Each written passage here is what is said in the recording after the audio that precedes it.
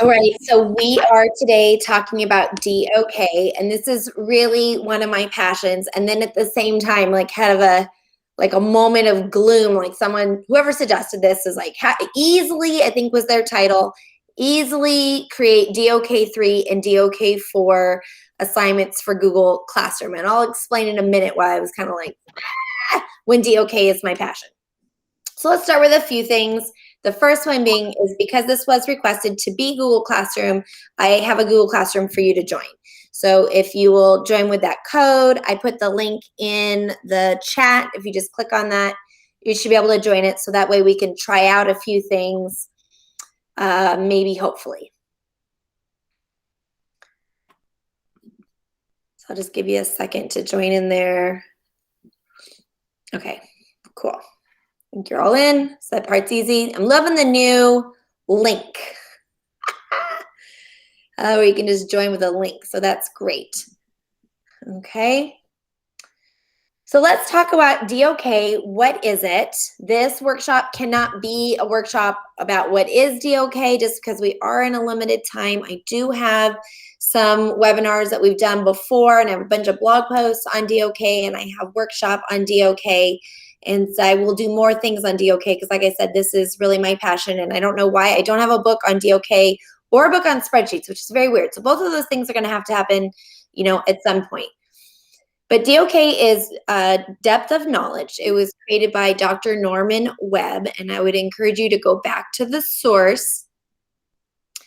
And it is the complexity of thinking. So I think a lot of times we were taught Bloom's taxonomy with the pyramid of you know, create up at the top and the little pyramid, and at the bottom is knowledge, and there's a big base. And you know, and I'm so glad people keep going to school and getting doctorates and doing research and helping us to do things better. And obviously every year someone looks and says, hey, you know, we could really rethink what school looks like. And so rethinking Bloom's, like instead of Bloom's, some people put them together. I like to do it instead of.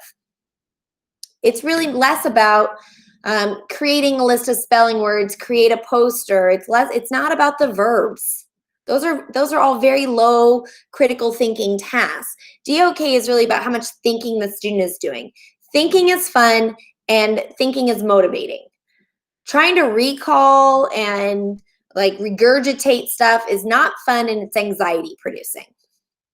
So a lot of times one of the reasons that we disengage students is the work really isn't challenging.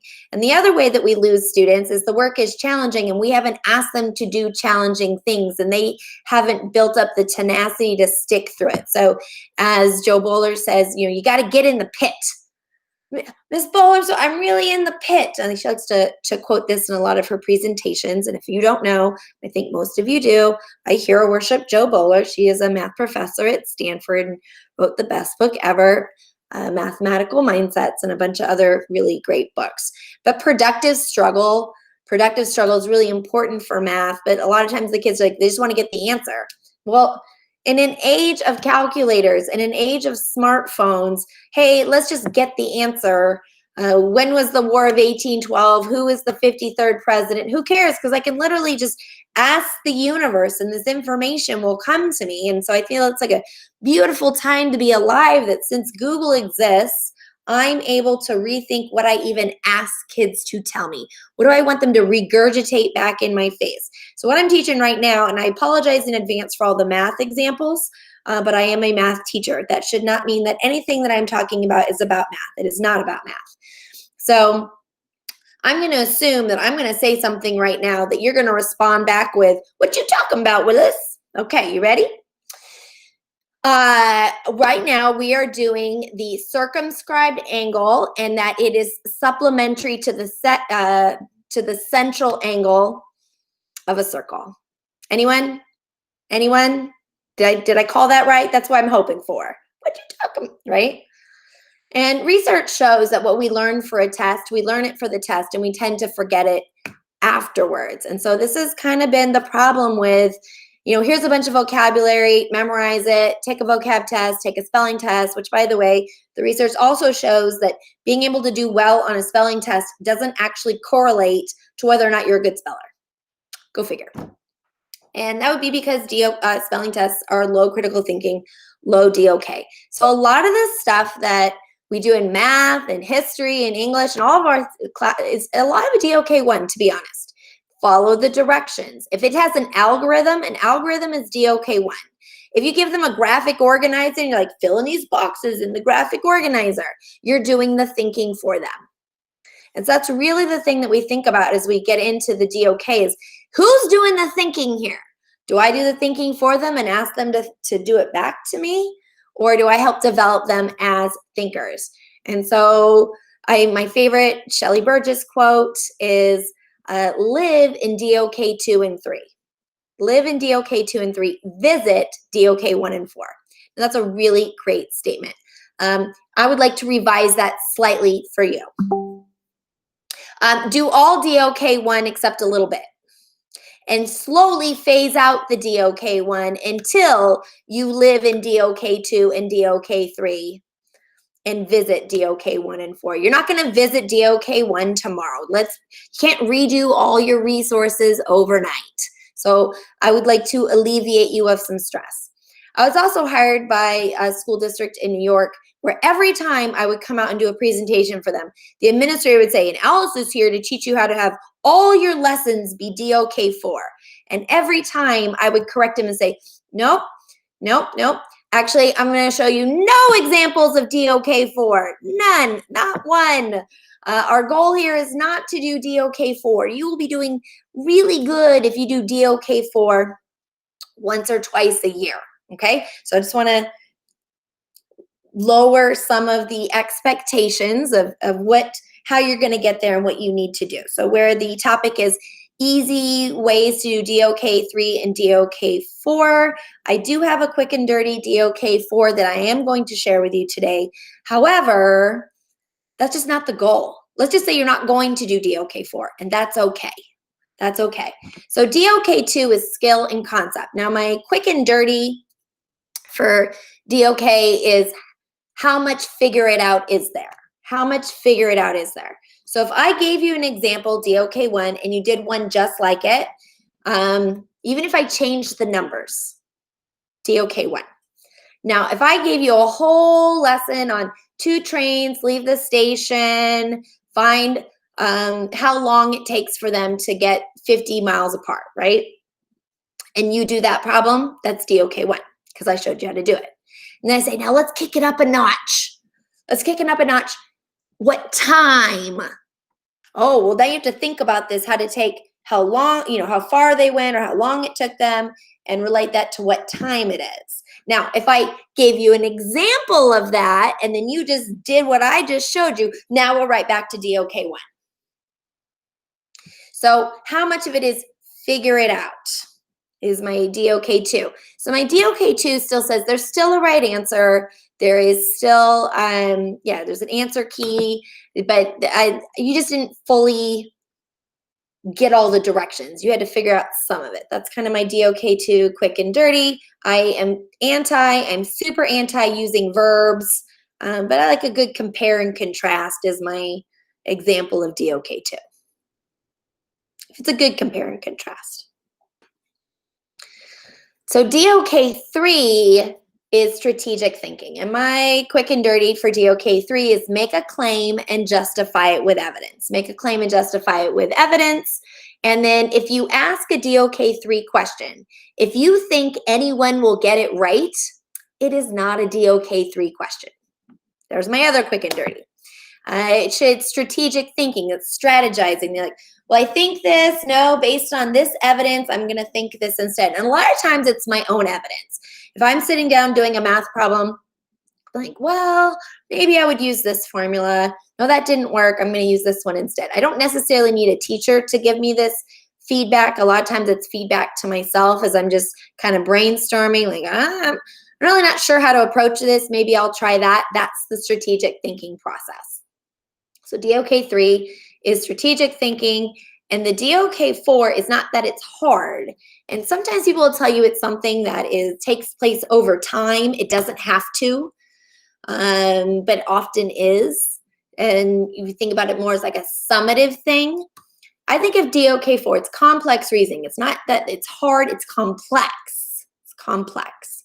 So Robert Kaplinski, my favorite DOK guy, the example I pull from him is if you were to go to NASA and you were to get the binder that tells you how to make a spaceship, right? You're going to go to the moon. Here's the binder to build the ship. That would be hard. Would you agree it would be hard for you to build this spaceship? However, while it's hard and you might do it wrong and you might mess it up, no, you will. It probably won't make it to the moon. It was still DOK1 because you're following this giant binder of directions. Parenting is complex, right? What you do with one child does not work at all with the next one. And so it's that kind of idea is that it can't just be, let me rank you a guide, let me make you a graphic organizer. It's that, can you make connections between unlike things? Can you take what you've learned and apply it to a new situation? That's a quick and dirty. It's not an absolute, that's one example. But it's that complex reasoning. Another complex reasoning is to synthesize across multiple sources. So in DOK3, it's make a claim and justify it with evidence. So I'm like, I'm going to say something I'm going to pull from the text. Taking to DOK4 is like, here's in the movie, here's in a book, here's in a comic book, here's a variety of sources, and I'm taking all that evidence together and I'm synthesizing to justify my claim. That's not a book report with multiple sources. And this is why DOK is so hard, because you could easily have multiple sources and it not be DOK4. You could easily have multiple sources and not be DOK4. If you just go get a bunch of sources so you can pull a bunch of facts together, it's probably DOK2.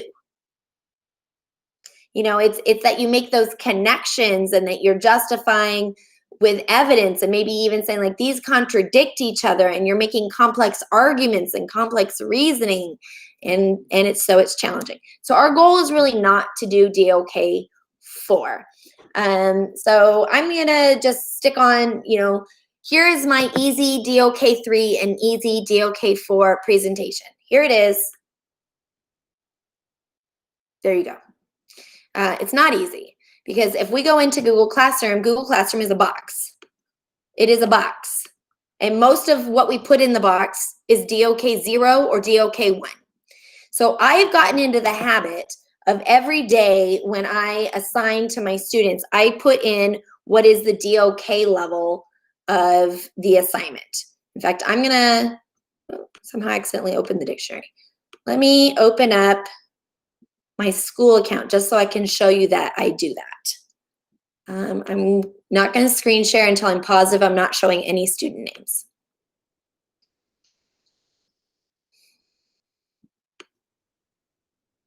Okay. All right, here we go. All right, so I'm going to stop presenting that.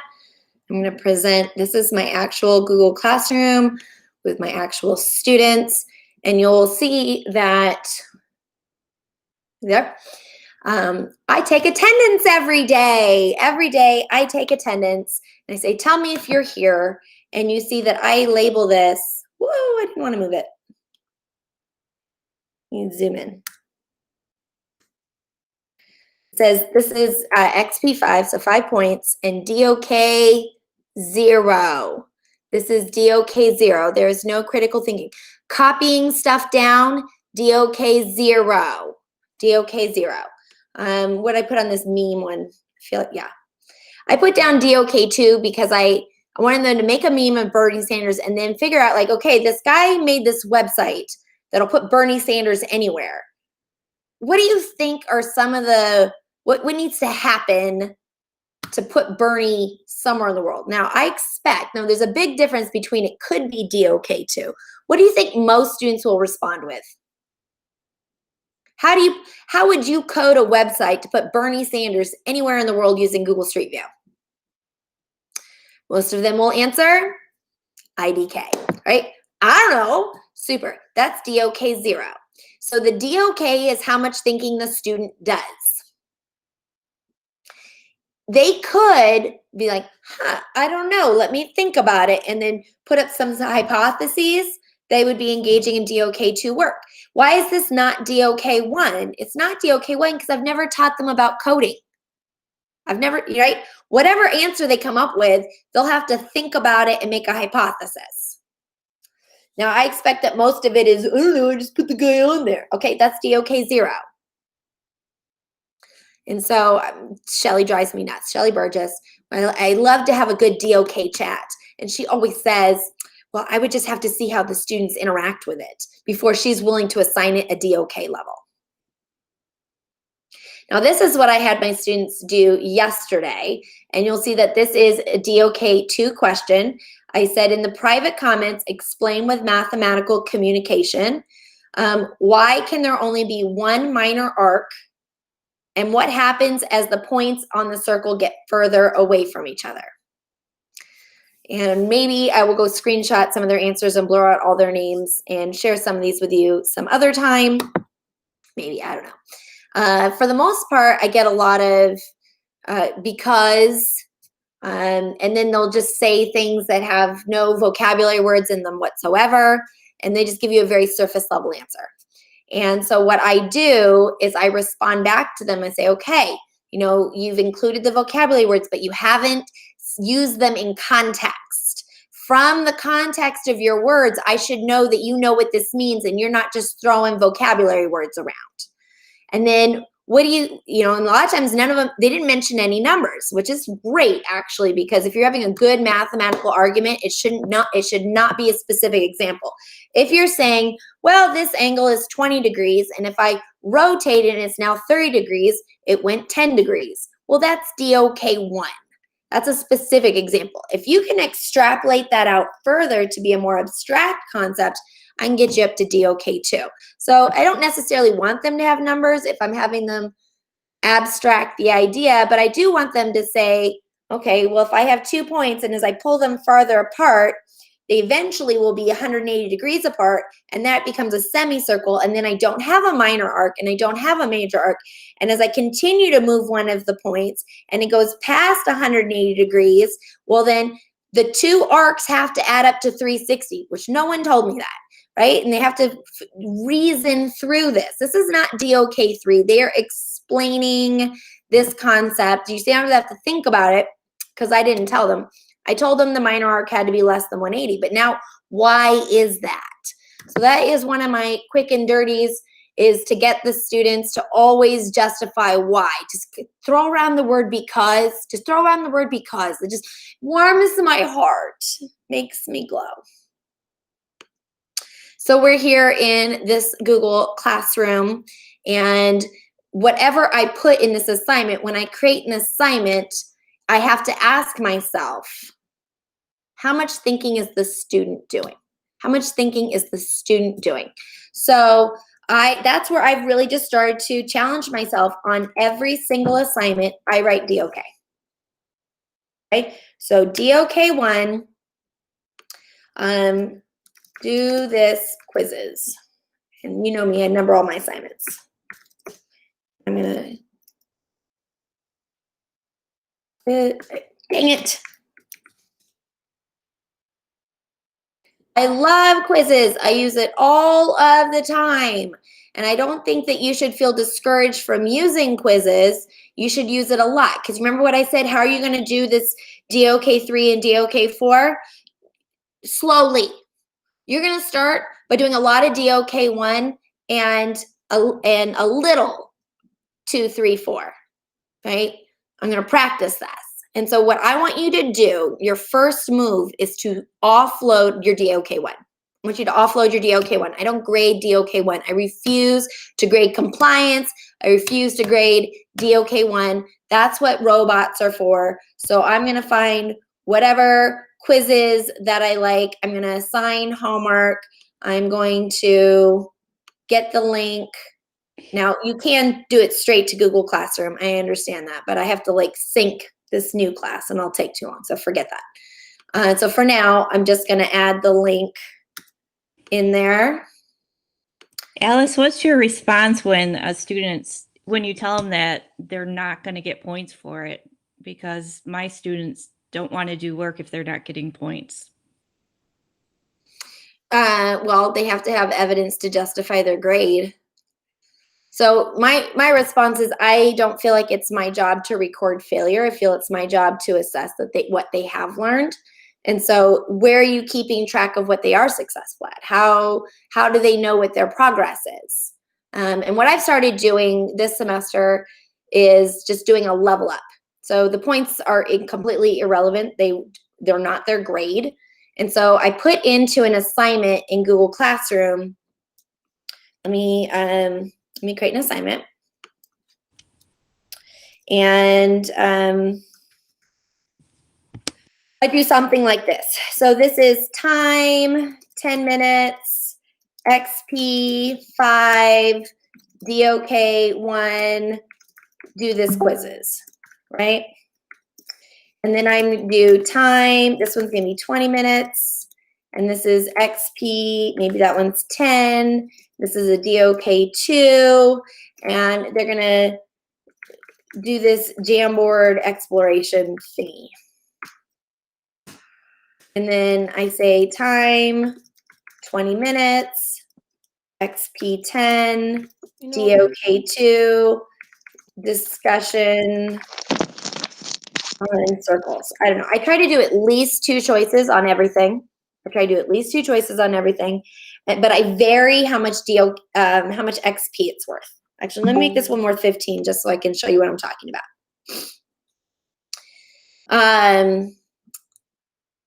So I start with that. So they have the DOK. It just helps me to do it's a level up. So I have it, if you have this many points, then you're level 2. If you have this many points, then you're level 3.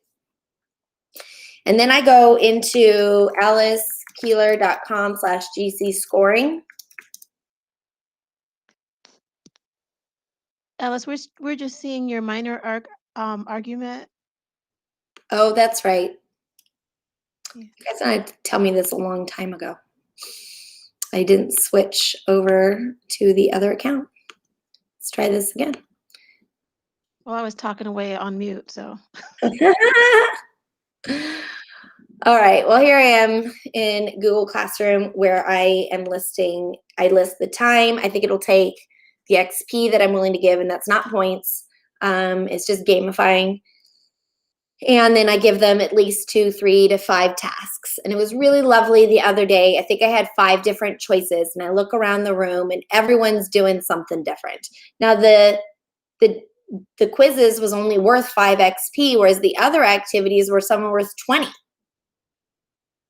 They didn't want to do them, and they were doing something. And I'm a big believer that something is better than nothing, but it's not a percentage and it's not a grade.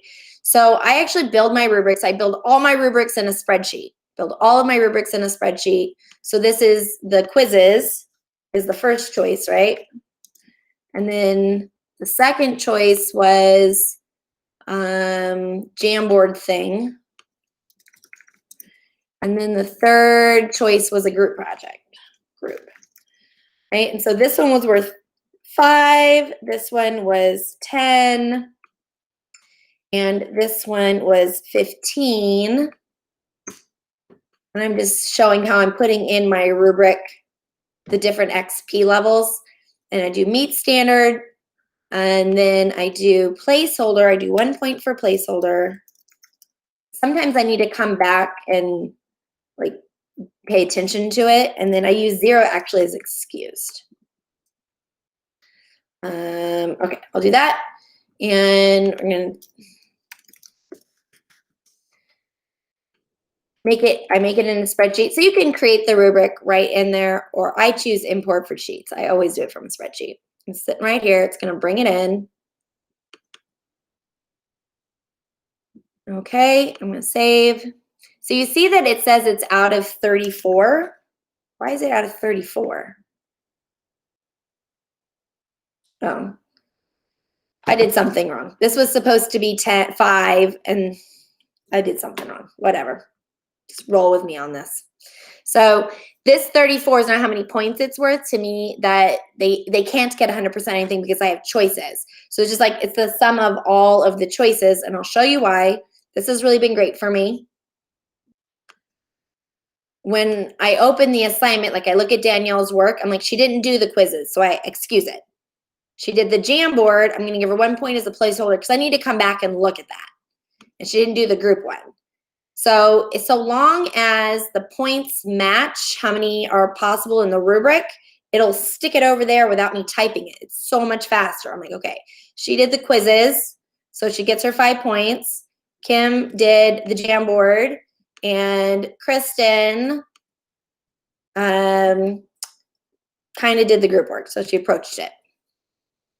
The points were not right because I was doing it fast. So, but they're not points again, they're XP. So it looks like you only got 9 out of 34, but it's actually 9 points towards the total. So that's how I've been kind of helping them, that I acknowledge what choice they made, but I'm not doing it as a percentage. I don't know, Jennifer, if that helps you at all, but I didn't do points on anything last semester at all. And they still, I mean, some do stuff, some don't do stuff, but I think if you're giving feedback and they know where they stand, you have some way to communicate their progress, they do it.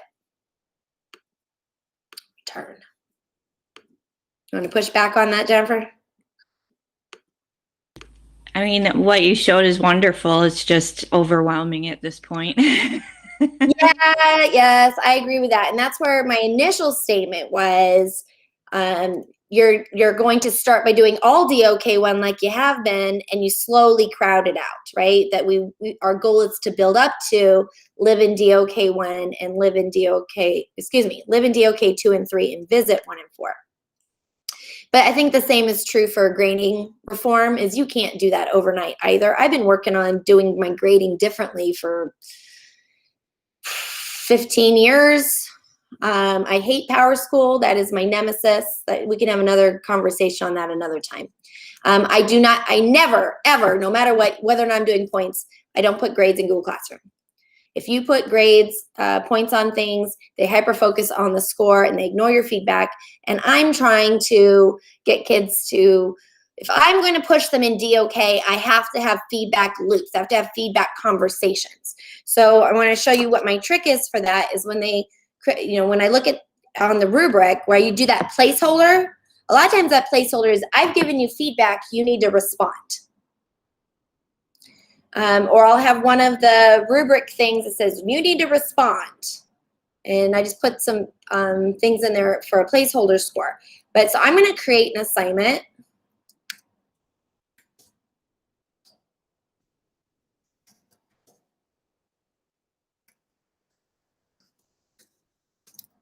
And I showed you this from my Google Classroom that I do. This is my bread and butter. This is my favorite thing to do is I ask the kids to answer in the private comments because it allows me to have a conversation. And I assign a conversation and I tell them I will return with feedback and you must resubmit with a response to my feedback. Like I make sure I make that part of the directions, that they understand that turning it in, I mean, we've conditioned kids, turn it in, get your points, move on to the next thing. So the challenge is reconditioning them to, you submit for feedback, you don't turn it in. And one of the things that supports me in that is I don't put my grades in here. If you put your grades in here, then they just focus on the grades. Like, no, okay, we need to come back to this. So then it's my exit ticket and my warm up. So before you leave, respond in the private comments. And then I reply back after school, and then that's my warm-up the next day is for them to respond back. So that when I showed you about the minor arc, I gave them all feedback last night, and then Monday morning, this is what we're gonna do. They're gonna update their responses based on the feedback. And some of what I'll do is I'll take some screenshots of their responses. Okay, I'm gonna put this one, topic, create a topic, DOK 2.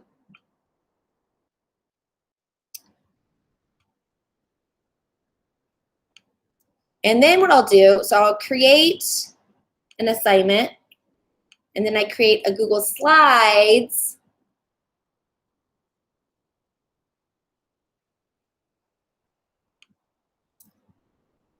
Number 103, class discussion.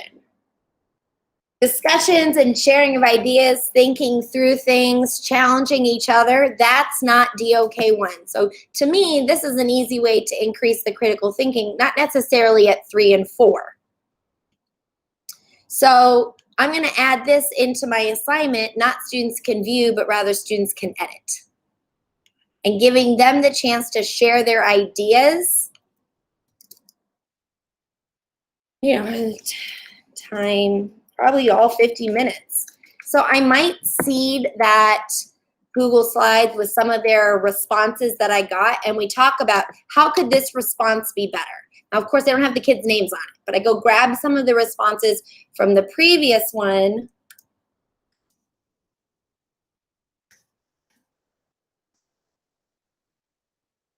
And then we can talk through them and then actually send them back to the 102 to go update their answer. But we facilitate a class discussion around it. And maybe you want to do this in Jamboard because then they can add the sticky notes, which is quite lovely. Either way, I use a lot of Google Slides. But this would be a DOK2 having that conversation. Now, is it possible the DOK2 could turn into DOK3? Totally could. Totally could. But you have to, like, it's hard. Like, how do you say what the DOK level is without seeing what the students are doing? Are they responding with a shallow response? Or are they really making those connections? So my quick and dirty for DOK3 topic is make a claim and justify it with evidence. I've got in here, I'm going to add, see if I can find this.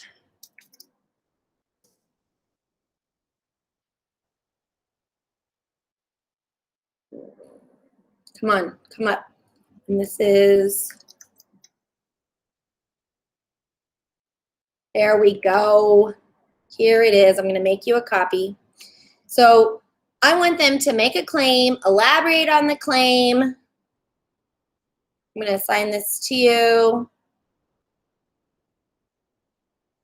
The basics of it is you got to ask them to do some thinking. And it's going to be something, if you want it to be DOK3, it's going to require some feedback and for them to update their answer.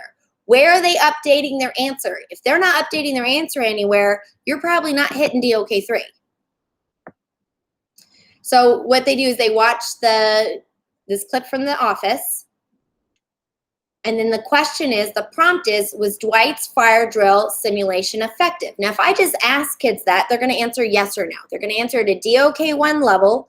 And so you have to structure and say, what's your evidence? Support it. Keep using the word because. And then I just praise my students. I'm like, you said because. You just make me so happy. I just love the word because. And you got to make that your class culture, is that we use the word because. So what's the claim? What's the evidence? And then elaborate on it. Do you see how this is somebody else's that from a different workshop? I'll just delete that. In terms of a graphic organizer, it's pretty crappy. I mean, it just says claim, evidence, and elaboration. But what's nice about doing it in the Google Slides is then I can then share up. I go into the folder in Google Drive where I have all the student samples, and I share out, hey, let's look at this claim, let's look at this evidence, and start getting, it's those class discussions and conversations to me that really increase the DOK level. So what's my easy way to get a better DOK level? Start pulling up some student samples and getting the kids to talk about it. What do you think about that? How can we make it better? What would kick it up a notch? And then after we have a class discussion, I send them back to the assignment to improve their answers. So those are some of my quick and dirties. And I'm going to give you a quick and dirty DOK4. I don't know why I thought I could do this in 30 minutes. Completely impossible. It'd be like a month-long workshop. My quick and dirty DOK4 is we are going to crowdsource a research paper. I'm going to create a Google Sheets.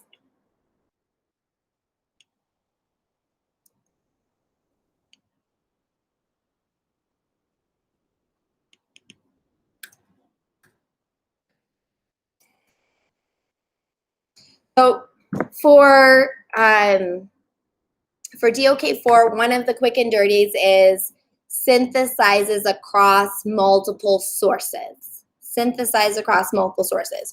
So what I'm going to do is I'm going to get a bunch of sources. Could be a video, could be a commercial, could be a book, could be a comic book, could be a blurb, lots of different things. And I'm going to assign each kid to a different resource. Each kid gets a different resource. So then I'm going to put in here where they're going to put in their, what's the source, what is the title. So the other one's like the link. The title, is this credible? Yes or no? Why or why not? Paraphrase, information, one. Right? I don't want them to put it, you got to put it in your own words. Don't use this exact graphic organizer. When you give kids a source, what information would they be able to pull out of it? So they're looking at a single source. This is what I learned from it. These are the things that I thought were credible and why I thought it was credible. And here's the pieces of information that are worth citing. And maybe you include page number if it was a book source. But then, I don't know if you're familiar with my add-on template tab. So you can install that. I'll give you the link here in a second. I'm going to set up the sheet for template tab. And I'm going to put Kimberly, Danielle, Jennifer, Kristen. I put all my students onto the roster. So when I do the template tab and I set up the sheet, it allows me to put my roster on the first sheet and my graphic organizer on the second sheet. And I go back to template tab and I run template tab. And it's going to copy this graphic organizer per student. So do you see down at the bottom, I have Kimberly, Danielle, Jennifer, and Kristen. So back in Google Classroom, I change this from view to collaborate. I use the middle option. Students can edit the file. And this is number 104. So my first step is that they would crowdsource. Everyone's got a different resource. They're summarizing. Summarizing is DOK2 on each of their tabs. But then when everyone has to go back and do their individual project or their individual paper, they have everybody's page that they're able to draw all the resources from. So they don't have to go read all the resources. They have to just get in depth on one. And then my next assignment is, okay, now take all this evidence that all your friends contributed to, and across resources, what conclusions can you draw? So that would be my DOK4 example. Okay, questions? Bottom line, you gotta put effort into it. DOK is not free. You gotta really think, how much are their brains sweating? How complex is their arguments? Are they able to do this successfully without me? Awesome. We're going to cancel the class and I'm going to go to the beach while they just work on a computer. Like, this is Bill Gates' dream, is to replace teachers with personalized learning.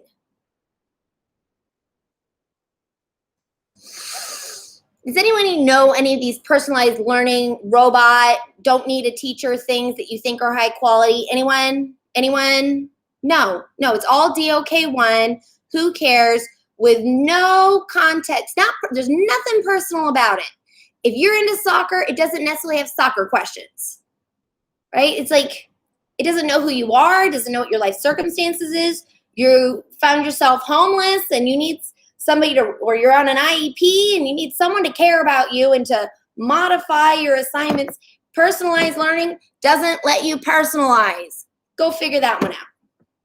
So to me, if we want to say this is the value of a teacher, the value of a teacher is creating those assignments that make connections with kids, that they're not going to get it right. It cannot be graded by a robot. That's DOK3 and DOK4. DOK3 and DOK4 cannot be robot graded. And those are my quick and dirties for today. Thanks, Danielle. Questions? Just keep at it. And I think one of the things we should just do is just set up DOK office hours. And we just like, I love doing this. We should do it with wine too. That's what I do with Shelly. I go to Shelly Burgess's house and we get wine, and you know you're in a house of nerds when what you talk about over a glass of wine is, what DOK level do you think this is? So I'm going to put that in for next week. I'm going to set up DOK office hours. Does anybody have, I'm going to stop the recording. Does anybody have a time